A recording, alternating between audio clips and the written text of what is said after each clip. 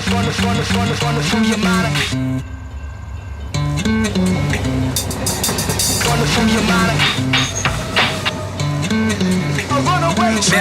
Mandingo, I'm a working stiff, working with shoulder weight super heavy, I'm working a lift. Built to last, a runaway, runaway, runaway,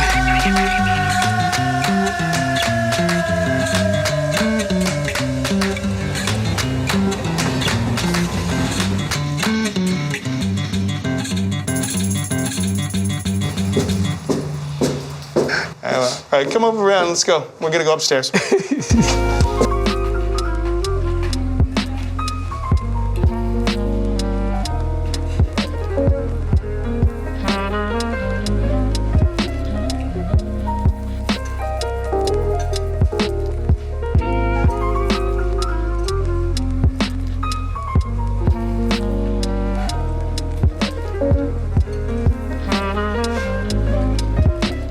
I love the quality of these cards. It's so cool, right? I'm amazed that they preserved the paper so well, so long.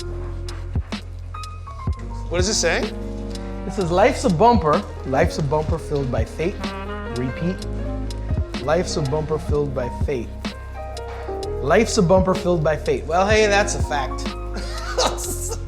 It's good. It's not quite as catchy as wiki, wiki, wiki, wiki, wiki. Jam on it. Life's a bumper.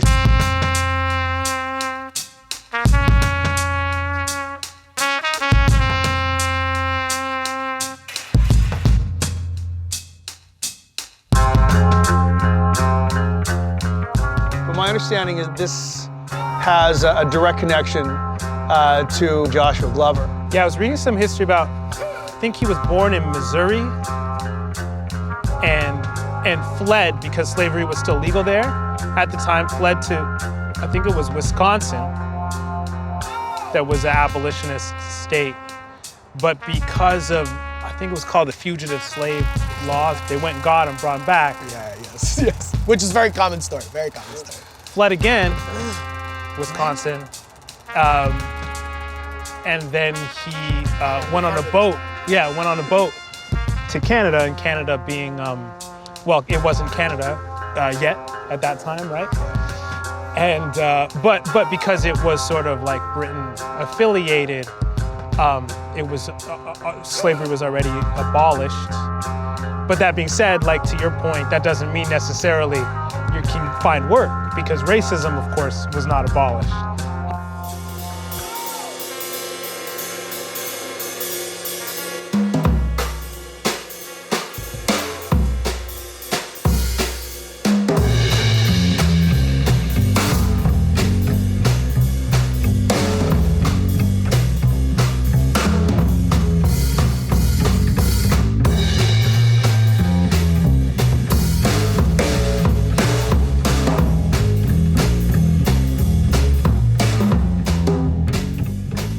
My understanding is Joshua Glover worked for the Montgomery family and worked here and became quite a community leader for the black community at that time.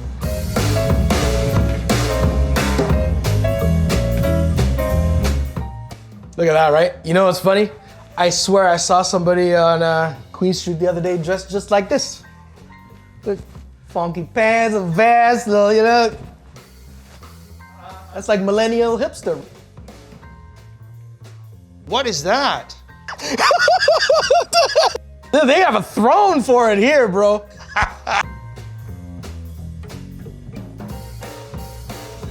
How did they clean it?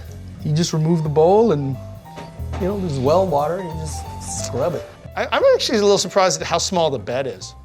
Yeah, isn't that crazy? Well, that's why people had like 20 kids. You with your husband or wife on a very small bed, I mean, like. Yeah, what's there to do? What's there to do? Yeah. There's no Wi-Fi. Did you feel that there was a different engagement, different relationship you had with your music career and that industry compared to the one you had in culinary? Music does not exist in time and space visually beyond a sound wave. Yes, you can measure it as a sound wave, and that's a very tangible thing, but to people every day, it's not a tangible thing. Whereas food is it's very tangible thing and immediate, right? Very different, and the interaction, the feeling, the specialness is unique in its own way, but they're very codependent for me. I remember that there was a moment in time and a day where I realized that the culinary stuff and the media stuff, television stuff, food, all that stuff, those two things were just an entertainment platform. And creating music or food, recipes, television shows, it's all part of just making things and creating and entertainment.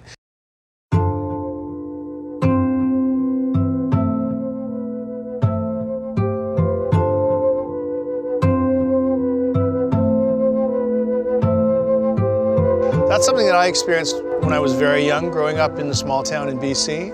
And I think, like decades later, I don't think I'm over it yet, which is weird, because you would think, come on.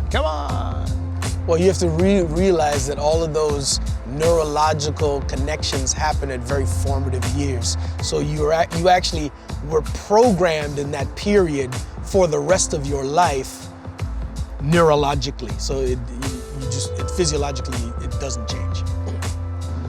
The idea of wellness is never brought up within that.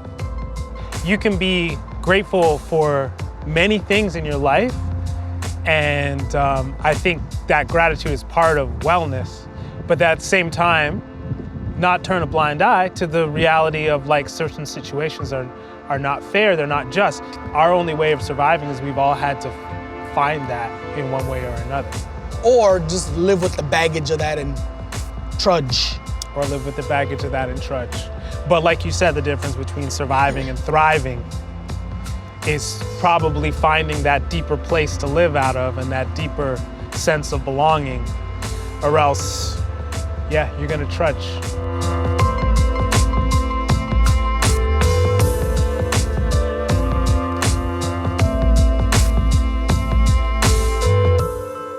There's kind of more of a notion of understanding an infrastructure to support that notion at this unique moment in history more than any other time in North American history, for instance, right? So we can deal with it now. But when I was a kid, you don't know, or even 5 years ago, you don't know what that is, and then that's just how you live every day. But I realized that other people around me did not have those same things to worry about. Like, I would be traveling through the South with a mix of people. And I realized I would be in a specific location during a specific day and realize my experience in that location was completely different than everybody else's experience in that location. And I was probably the most welcome party because I'm the talent of the shoot, right? I'm the person that these people have to be with, right? So it's a very interesting conundrum, but I think you just learn to cope and live with it. And after this long, I don't know if I know how to deconstruct that, but I'm learning better tools to how to maneuver that. I can be grateful for my life, which I am, and at the same time be very concerned about the injustices that still happen to me and to, more importantly, people that haven't had the opportunities that I've had or haven't had the right rolls of the dice that I've had. That's how I see it. I take it one step further, no matter how much prosperity you gain. Yeah. LeBron James came home one day and they wrote the N-word across his front gate. This is the reality still.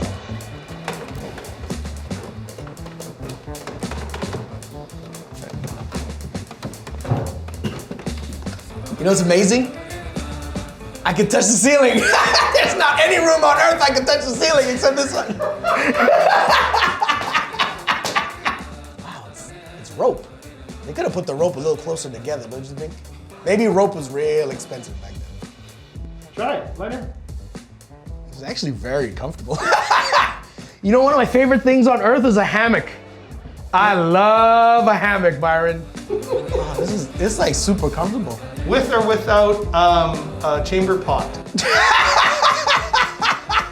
I will take a flushable toilet, thanks.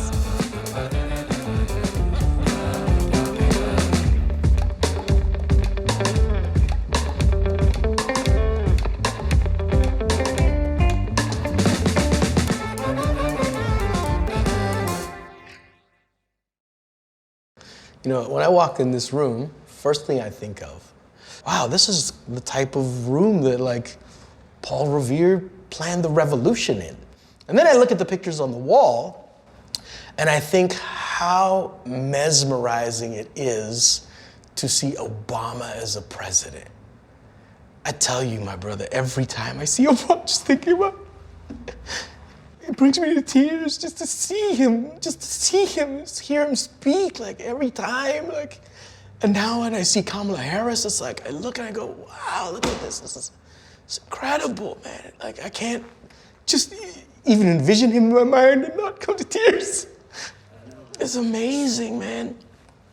And you look at the walls here and it's like, oh, okay, that's how it was. But it's not like that anymore. There's vestiges of that, but it's different, you know?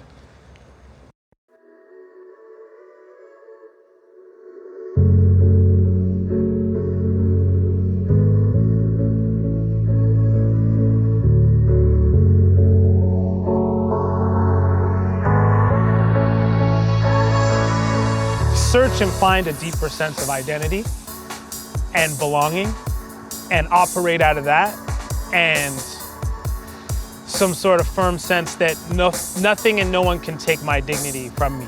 You can take my life. You can take my life, but you can't take the truth that I belong anywhere my feet are.